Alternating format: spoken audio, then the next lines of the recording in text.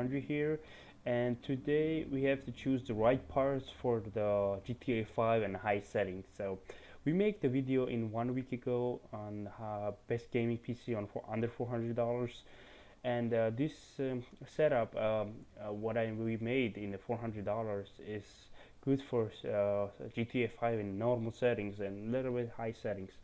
But some customers and some users say that to me that we have to have more graphics and stuff like that. Guys, I have to mention that if you don't have an SSD installed in your computer, it's almost impossible to run any game in high settings and good frames. I'm saying that I have a SSD right now on my PC, and I also have a HDD. And when I play like games like CS:GO on high settings and GTA 5 on high settings, when I play on SSD, I have a 300 frames per second, and when I have a HDD installed, it takes a little bit less frames per second, 240, 250.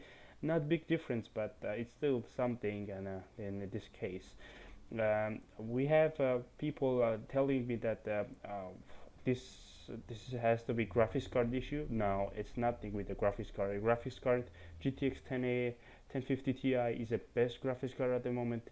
I can run Battlefield 1 with high settings and no problems at all. Depends what kind of HDD you have and what kind of SSD you have. You must going to have SSD. You're in the 2017 right now. People suggested to me that if you don't have a SSD, that you're gonna have a lower frames per second. I think you're right, because SSD makes a huge difference in your computer systems, and there's no disks inside the SSD drive, so they can run without memory cards. Everything is good on SSD. Then one more thing, that maybe you have some kind of issues with your frames per second in the games, and you have to go to NVIDIA's website and download the newest graphics card drivers. And there's also a program called the GeForce Experience. You can go ahead and download that as well if you have issues on it, and it will fix your problem. And if you don't get fixed, you should go to the NVIDIA control panel, and you should turn off the vertical sign off. You must turn it off if you need a good performance in the game. I mean, the good frames per second in the games. I had the same issue on a CS:GO before. I don't even know how to turn off it.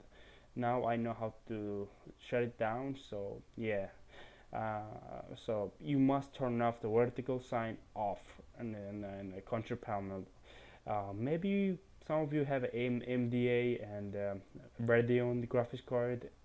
I really don't know how to use those, but I know how to install it. And you have to have the same browser. They have NVIDIA has GeForce, but they have a different kind of stuff, so you can have to look at different videos and find out which one is good for you.